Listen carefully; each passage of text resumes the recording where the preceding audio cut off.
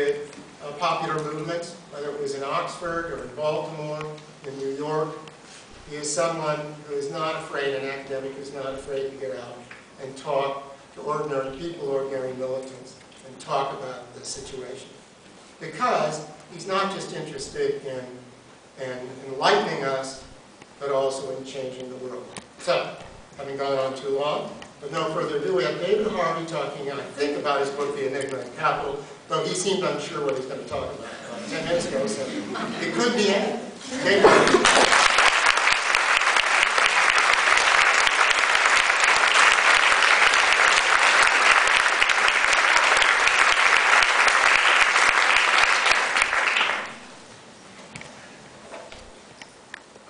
When I was invited to write a text on the current crisis by an old friend of mine who works for a London publisher, my first thought was, well, what can I say about it that has not already been said? And of course there have been thousands of books produced on the crisis, lots of insights from insiders, and some from outsiders. And I thought, well, what could I say that would be a bit distinctive? And this came to me actually in the process of writing the book when there was this wonderful moment when Her Majesty the Queen went to the London School of Economics to open some building, and she turned to the economists and said, how come you guys didn't see this whole thing coming? She didn't say it like that, Her Majesty would not.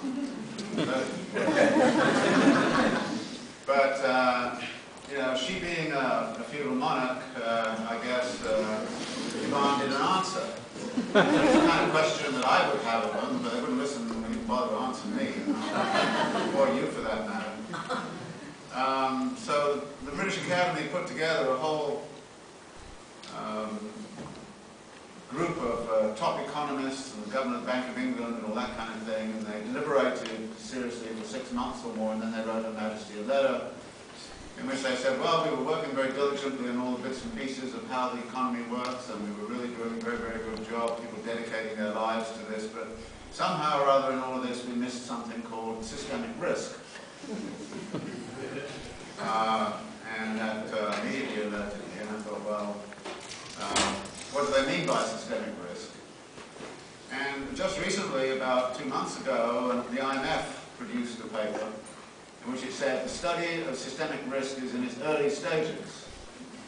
And the other ex-chief economists from the World Bank kind of said, well, we don't really know what systemic risk is, so we have to really, you know, start to really reconceptualize things.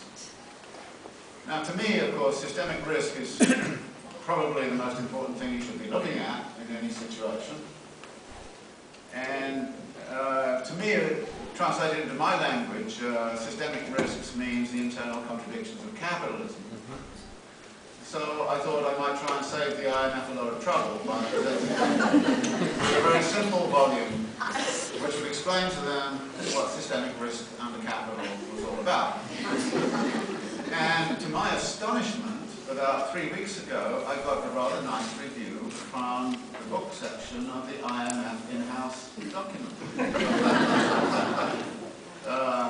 And it kind of, it was rather nice. It said, it ended up by saying, well, do I buy his arguments? No, not yet.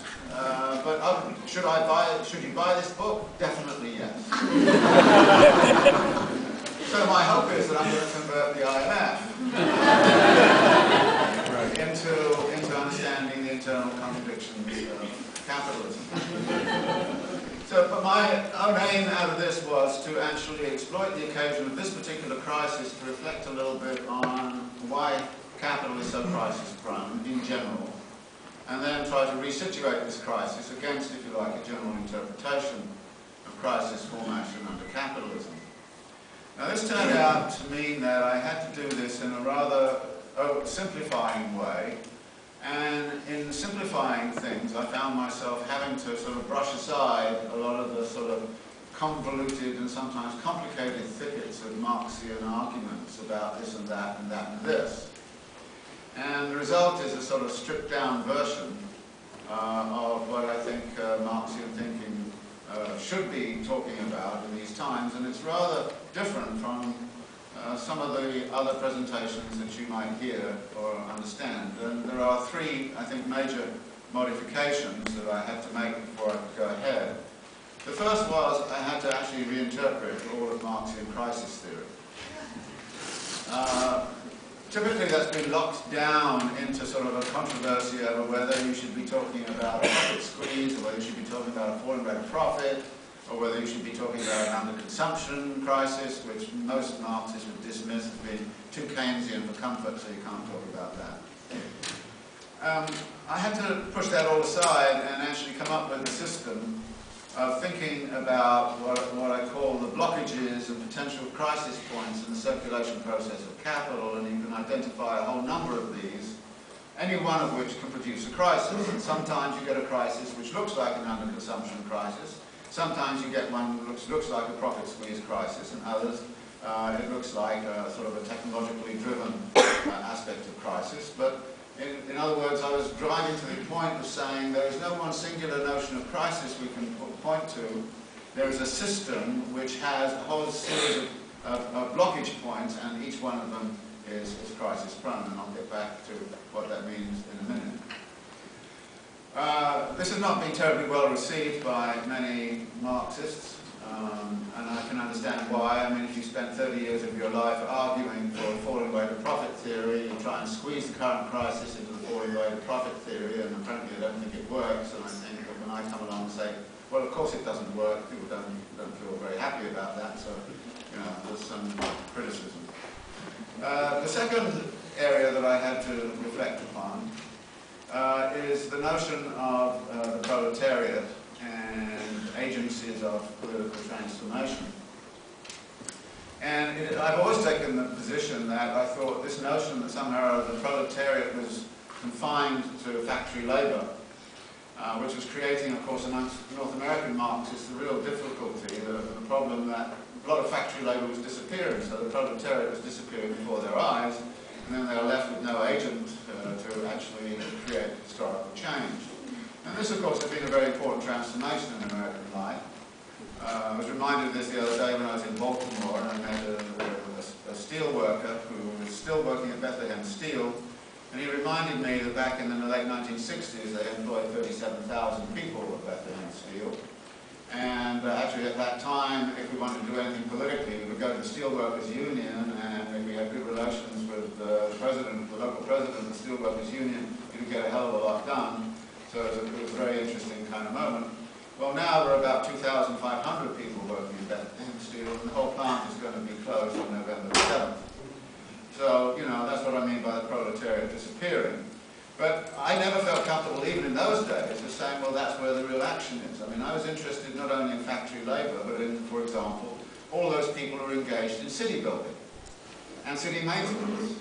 There's a whole huge wage labour force out there which is engaged in that, and why aren't we talking about them as part of the proletariat? There's also, of course, all of those wage labourers who are involved in service industries and the like.